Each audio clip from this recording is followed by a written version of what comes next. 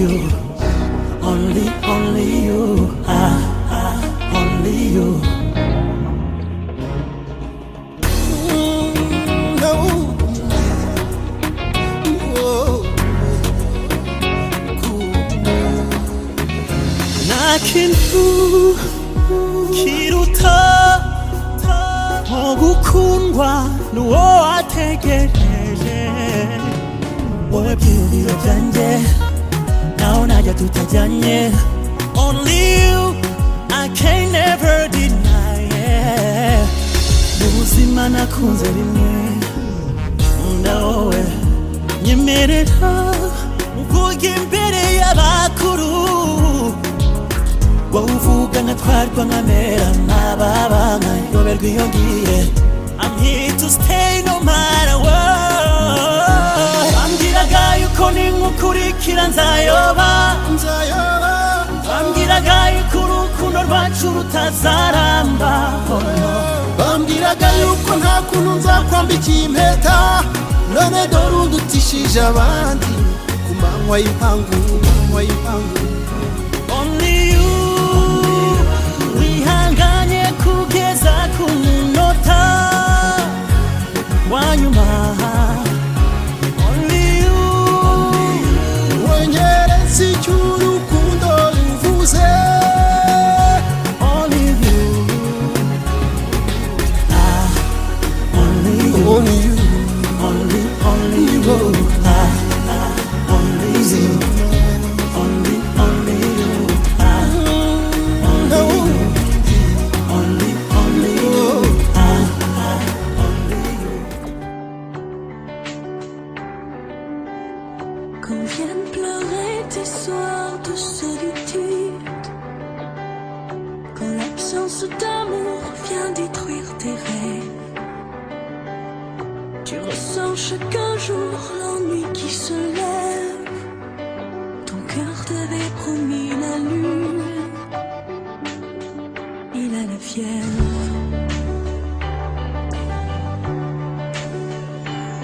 Qui peut grandir sans dire je t'aime et tout changer dans ses veines, qui peut retrouver les gestes et tout l'amour qu'il nous reste, qui pourra vivre ses réveils sans personne dans son sommeil. Laisse ton cœur être lui-même, grandir, c'est dire je t'aime.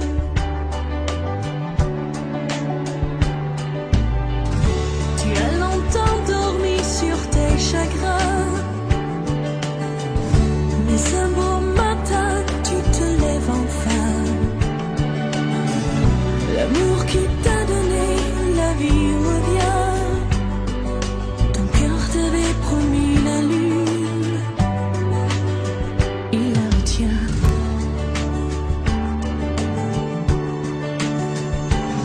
Tu peux grandir sans dire je t'aime et tout changer dans ses veines, qui peut retrouver les gestes.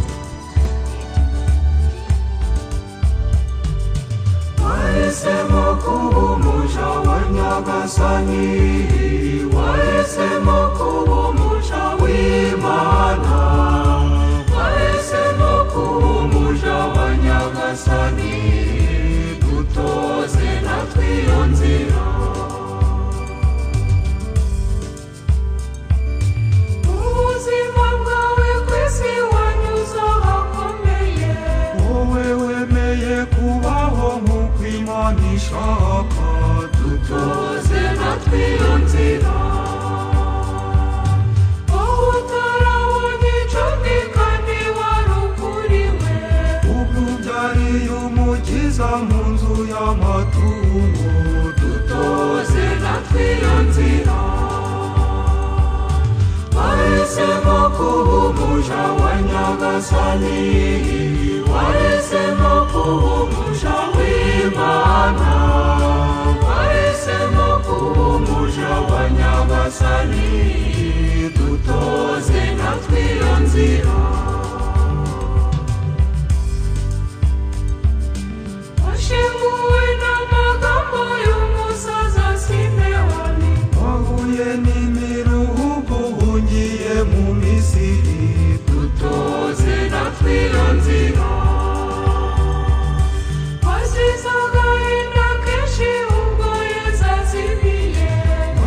wapfuye cyane ubona Yezu bamukubita dutoze natwe iyo nzira wahisemo kuba umuja wa Nyagasani wahisemo kuba umuja w'Imana wahisemo kuba umuja wa Nyagasani dutoze natwe iyo nzira munsi y'umusaraba wagize ishavu ryinshi ubwo ubonye umwana wawe apfuye mutagira be dutoze natwe iyo nzira Data Umwana n'Abamutagatifu Nyagasani Yesu namwe namwe bageni bavandimwe muje mu ngoro ntagatifu banditse ku buryo gushyingirwa Kiliziya umuryango w'Imana wibakiranye urukundo yishimiye guhimbaza no gutagatifuza isezerano ryo kujyana muri Kristo isezerano ryo kuzabana muri Kristo mudahemukirana Imana niyo soko y'urukundo niyo yateye imitima yanyu urukundo kandi ruha kwiyongera yarabahuje none yabagejeje ku byishimo by'uyu munsi muje kwishimira no kwiyemera imbere y'ikoraniro ry'abakristo ko mushaka kuzabana iteka muje kwisaba guha umugisha umubano wanyu no gusendereza ingabire yayo urugo rushya urugo yamugariye gushinga niyo mpamvu rero twese ari mwebwe muje guhanisha akaramiro no gushyingirwa ari n'abaje kubashyigikira muri icyo gikorwa tugiye kwinjira muri iyi ngoro y'Imana aho tega amatwi ijambo rya Nyagasani ritwibutsa ko gushyingirwa Kristo ari isezerano ry'abashakanye rishingiye ku isezerano ry'ishyaka rihoraho iteka Kristo agirana na Kiliziya ye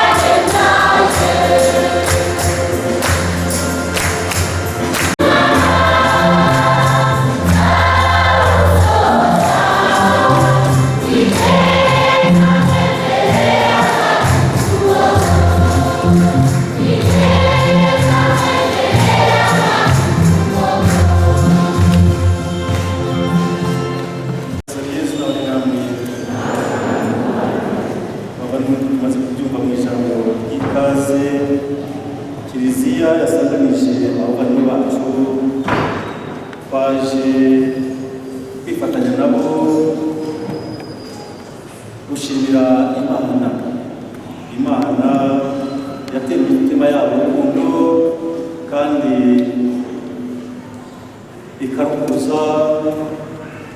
bakaba baje kubitura ndetse no kuyiragiza kugira ngo ibakomereze.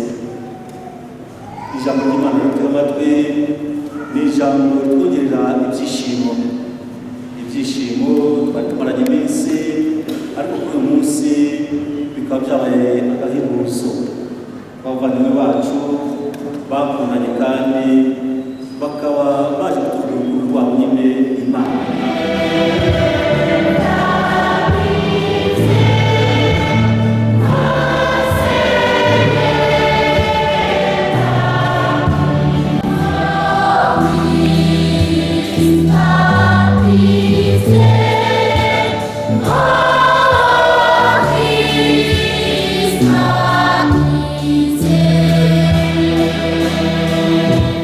Oh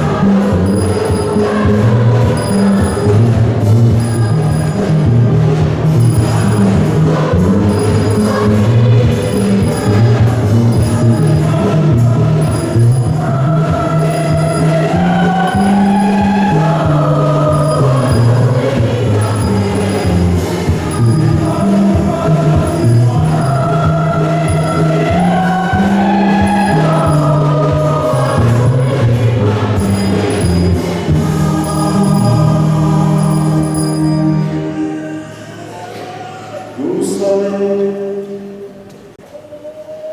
Nyagasani Mana yacu, mwihora ry'agatangaza mu bantu bashakanye, kugira ngo mujye muri sakramenti y'ubumwe bwa Kristo na Kiliziya ye, turagusaba ngo abageni uzahora bagaragaza imigirire yabo, imbuto z'akagari gukirwa bagiye guhabwa barangwa n'ukwemera. O Yesu Kristo Mwana w'Umwami wacu, Imana kubana n'amateka n'umwana mutagatifu, uko ibihe bizakurana iteka.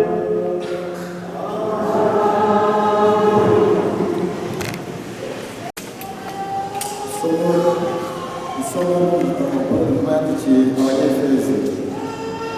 Mujye mworoherana kubera imitima mufitiye Kristo, abagore borohere abagabo babo ngaho babigirira Nyagasani. Kuko rero umugabo agenga umugore we nk'uko Kristo agenga Kiliziya akanayibera umutwe ukiza umubiri we wose. Nk'uko rero Kiliziya yumviye Kristo, bityo n'abagore ntibakwiye bumvira abagabo babo muri byose. Namwe abagabo mukunda abagore banyu nk'uko Kristo yakunze Kiliziya, maze akayitangira, yarayitagatifuje ayisukuza amazi n'ijambo riherekeza, kugira ngo ayihindutse imbere ye ibengerana nta n'imikanyari cyangwa n'inenge, ahubwo ari Kiliziya ntagatifu kandi itagira amakemwa. Nk'uko abagabo bagomba gukunda abagore babo, mbese nk'imibiri yabo bwite. Ukunda umugore we aba yikunze ubwe, kuko rero ntawigeze yanga umubiri we, ahubwo arawugaburira akawitaho cyane, mbese nk'uko Kristo agenzereza Kiliziya. Muyobewe se ko turi ingingo z'umubiri we? Nk'uko ibyanditswe bivuga ngo nicyo gituma umugabo azasiga se na nyina akifatanya n'umugore we bakaba umubiri umwe. Ibyo biba birakomeye, cyakora ibyo bivuze bizirikana Kristo na Kiliziya. Nuko rero namwe buri mugabo nakunda umugore we uko yikunda, umugore yubahe umugabo we. Iryo ni ijambo ry'Imana.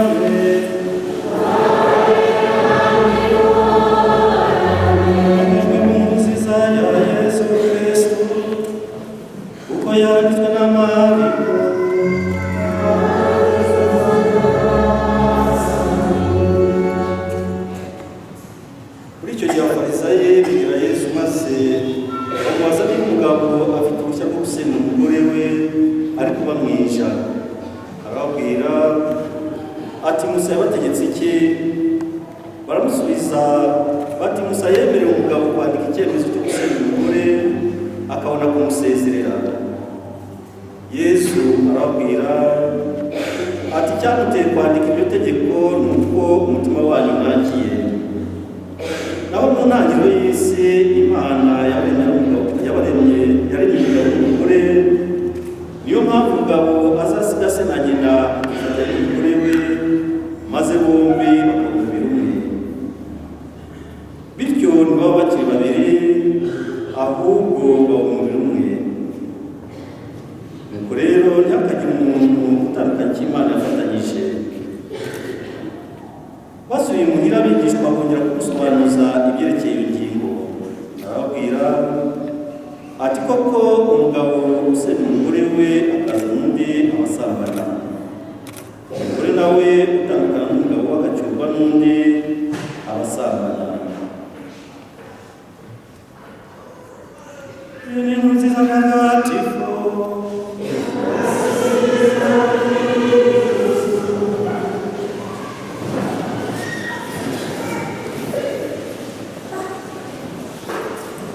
Turabona ko Kristo yakoze umunsi mwiza w'abageni, umunsi mwiza kandi namwe mwese. Uyu munsi ibyishimo tuba tumaranye iminsi yo kubona abana bacu, abavandimwe bacu, inshuti zacu zitugaragariza urukundo hagati yabo. Uyu munsi ibyo byishimo byageze ku rwego cyangwa se agahebuzo. Ntawabura gushyigikira abahujwe n'urukundo, ntawabura kwishimira abahujwe n'urukundo. Ibyo byishimo rero twari dufite abavandimwe bacu bagize bakanabitera natwe kubigira, baje no kubitura Imana. Urukundo rwabahuje bagejeje abavandimwe. Ijambo tumaze gutega amatwi rirabareba ku by'umubiri, aho Yesu yongeye kugaruka umubano w'abashakanye, agaragaza neza yuko umubano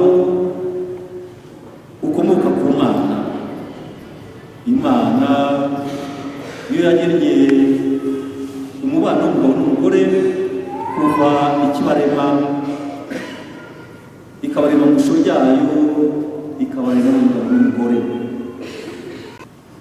Ku bari bashatse kugeza muri cya siko se kubigishije nkana, twabyumvise muri Ivanjiri, aho bamusanze bakamubaza niba umugabo atemerewe gusenya umugore we. Yesu wari ubazi neza,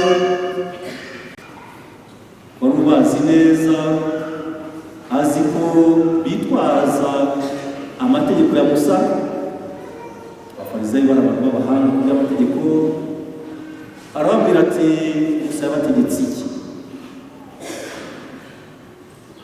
Yanditse iki? Musa yemeye ko umugabo yabanza kwandika icyemezo cy'isenda hanyuma agasezera umugore we.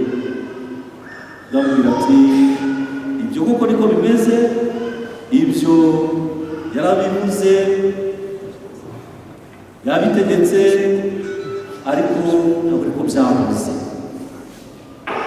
Imana yabaremye umugabo n'umugore, nacyo gituma umugabo asiga se na nyina akibukira umugore we, maze bakaba umubiri umwe. Babe bakiri babiri bakaba umubiri umwe. Ndetse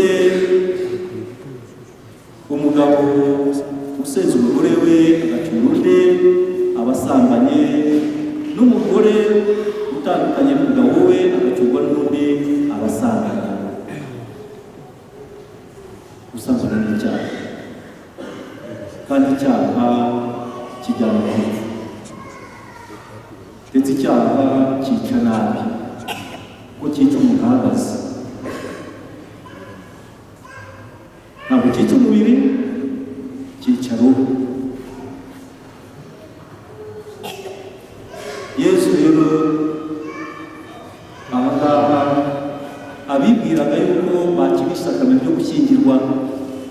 bakinisha umubano w'umugabo n'umugore bakawufata uko bishakiye birengagije ko wagenwe n'Imana, abakora inzira mu murima bari bamubajije bashaka bamwigisha bashaka kumufatira mu magambo. Bavandimwe, nta n'impamvu gushakisha icyatuma uwo mugabo atandukana n'umugore we. Pawulo Mutagatifu mu ibaruwa yandikiye Abanyefesi nibyo yagarutseho, uvuga ko umugabo agomba gukunda umugore we agomba kumvira umugabo we. Aha ngaha hari inshinga ebyiri, hari ugukunda no kumvira. Ese twavuga yuko ushikamiwe hariya cyangwa se urenganyijwe hariya ari nde? Ntawe, kubera ko ukunda n'ubundi uramwubaha, ukunda kujya inama, ukunda kumvikana, ukunda koroherana. Ibyo ngibyo byavuze nuko ari nta rukundo ruba rurimo, kumvira uwo mwashakanye, kubaha uwo mwashakanye, kugaragaza urukundo ufite uwo mwashakanye. Ibyo nibyo bibereye abashakanye.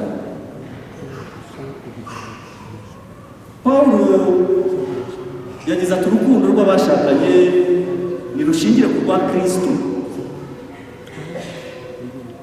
Umugabo akunda umugore we ko Kristo akunda kiliziya ye. Yarayitangiye ayuhagiza amaraso ye kugira ngo ibe kiliziya imwizihiye. Yarayitangiye. Rero urukundo rwanyu rushingiye kuri urwa Kristo.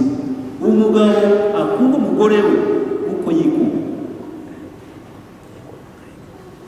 Bavandimwe, iri jambo Nyagasani yatugeneye rije abura ko ari gusoza ibyo mumaze iminsi muzirikana mwitegura isakaramentu, ahubwo birabishimangiye ibyo mumaze iminsi muzirikana mufashijwemo na kiliziya, mwitegura iri sakaramentu, mwitegura ubuzima bw'abashakanye, kubana umugabo n'umugore.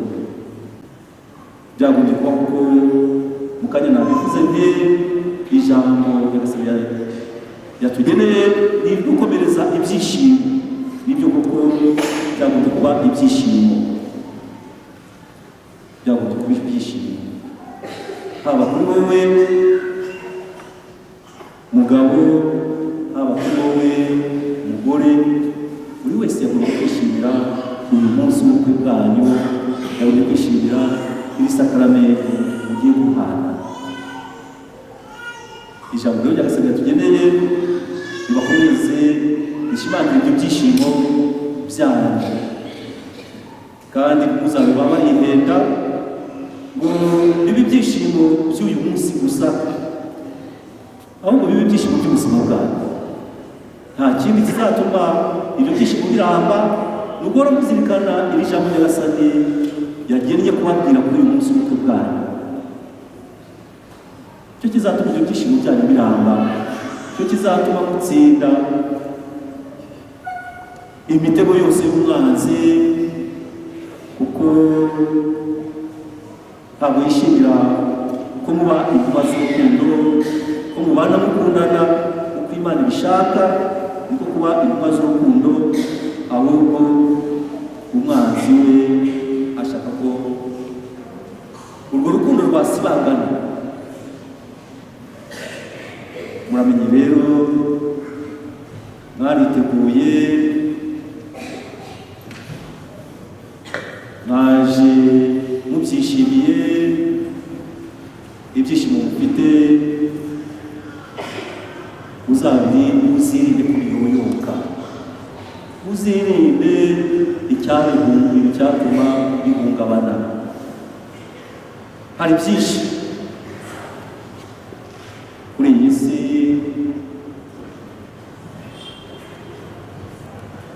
hari ibishobora gutuma wibagirwa mugenzi wawe, hari ugushaka amafaranga, hari ugushaka ibyubahiro.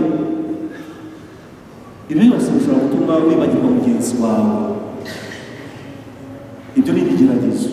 Hari n'ibindi ntavuze namwe babyongeraho. Icyatuma cyose utajya inama na mugenzi wawe, utaganira na mugenzi wawe, utumvikana na mugenzi wawe, ibyo byose nta kindi ni ibizaba bishe guhungabanya umubano wanyu, gutokoza urukundo rwanyu. Mugomba gushyiraho rero kandi Imana irabafashije kugira ngo muhuze urukundo, mushimane, kandi nicyo cyabazaniraga mwabigaragaje cyangwa se mwabigaragaza mu kanya. Igihe buri wese agira mugenzi w'isezerano.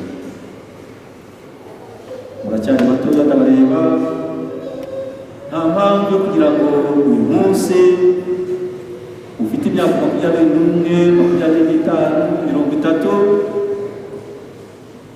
uhitemo kubana na mugenzi wawe ndetse muzane imbere y'Imana, ngo wibagirwe yuko imbere yawe hari indi myaka irenze iyo ngiyo umaze.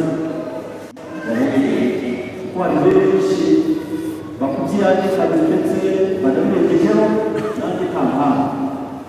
Umva rero yuko iyo myaka ugiye kubana na mugenzi wawe cyangwa imyaka yo kubaho umugabane n'amagara, kuko ukabaho wishimye n'imyaka yose y'ibintu yawe bizaba ibyo n'imana zikaba. Ndagira rero ubwo nyagasani tugenere ijambo, mufashije n'ijambo, mwiteguye kugira ngo buri wese abashe kugira mugenzi we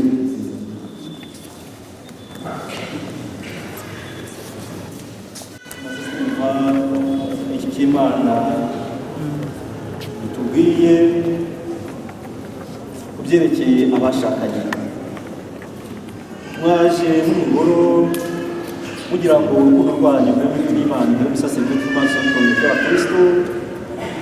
None urwo rukundo gufitanye Kristo arusendereza imigisha ye, ararubakomereza rwose kandi rukomeresha isakaramentu mugiye guhana, kugira ngo mwebwe yatatifuje ku bw'abatisemo muzashobore no kubana iteka mudahemukirana, kandi murangiza neza imirimo yose igenewe abashakanye.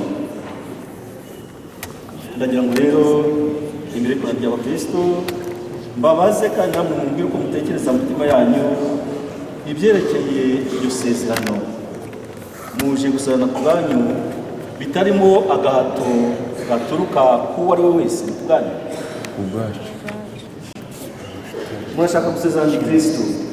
Ese mwamenye ko abiyemeje gusezerana na Kristo bagomba gukundana, bakubaha imibereho yabo yose, bakirinda icyatuma bahemukirana? Ibyo murabizi.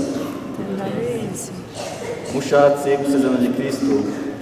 Ese mwamenye ko abiyemeje gusezerana na Kristo bagomba kwakirana urukundo abana bose Imana bahaye, kandi bakabarera ku buryo bakura ari intore z'Imana? Ibyo murabizi. Mushatse gusezerana na Kristo. Mwamenye ko abiyemeje gusezerana na Kristo bagomba kubana bihanganirana, bagaterana inkunga igihe baba batinze kubyara cyangwa bari mu bindi byago? Ibyo murabizi. Ubwo rero mwifuje kujyana isezerano ryo gushyingirwa gutagatifu, nimuhane ibiganza, noneho buri wese abwire mugenzi we. Yewe Deo, nemeye ko wowe Nyirangoboka Marie mbera umugore,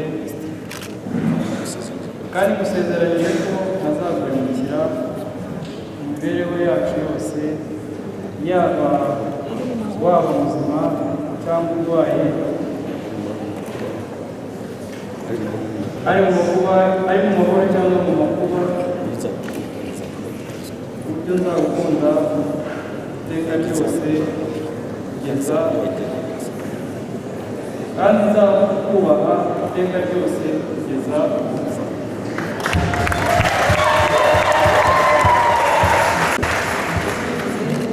Nemeye ko wowe mwanzuro umugabo kandi musezeranye ko ntazaguhemukira imibereho yacu ari mu mahoro waba mu buzima cyangwa urwaye, bityo nzagukunda kandi nzagukunda iteka ryose kugeza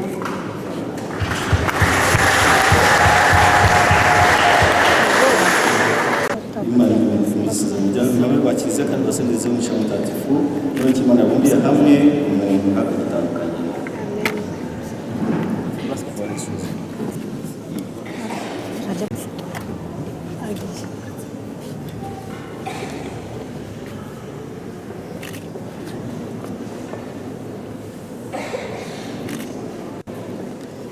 Nyambereka muri Jose akiriye impeta mwambitse ni ikimenyetso cy'urukundo mu budahemuka dusezeranye ku izina ry'Imana Data na Mwana na Roho Mutagatifu.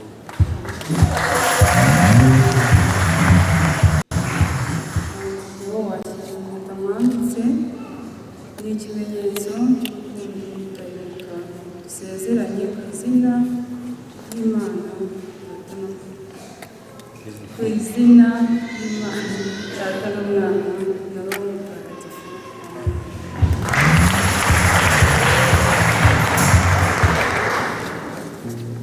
Umaze gushyingiranwa mwabaye umwe, none rero muzabane gukundana kandi mukundane nk'uko Kristo akunda kiliziya ye.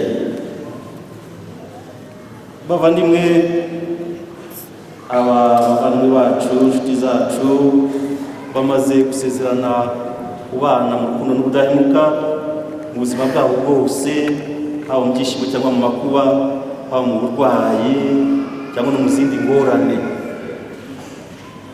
batiteze ariko ushobora kubaho. Kugira ngo rero iri sezerano bagiraniye imbere y'Imana n'imbere yacu bazabashe kurisohoza, baje bagana Imana n'ubundi bagiye gukomeza kwitakambira kugira ngo izabibashoboze, izabashoboze kurangiza neza iyi nshingano. Ni isengesho rero ribagenewe iyo bamaze gusezerana. Nyagasani waduhamagariye gushinga urugo, duhe inema yo kurwubakana urukundo rwawe, uzagira umutima mwiza uzatugenderera bose, kandi uzabura ubuhungiro bw'abafite intimba, dutoze gufashanya imbere dushyigikiwe nawe, dutoze gukora ugushaka kwawe iminsi yose y'ubuzima bwacu,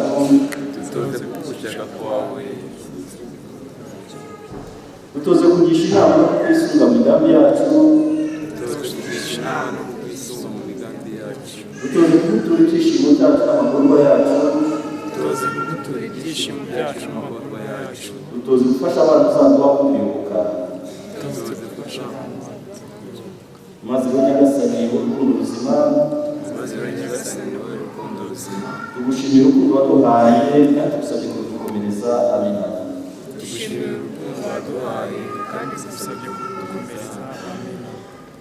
Kuri isengesho rero ni mucyo natwe twumve imiryango, dusabire abavandimwe bacu, dusabire abafashije bose kugera kuri umunsi w'ubukwe bwabo, dusabire abo Nyagasani yahamagariye gushinga ingo bose, by'umwihariko dusabire ababuze bagenzi babo, abapfakazi, dusabire imfubyi, dusabire na buri wese kugira ngo ahari anezezwe kumva ko ari mu gushaka kw'Imana. Twumve turagutakambira,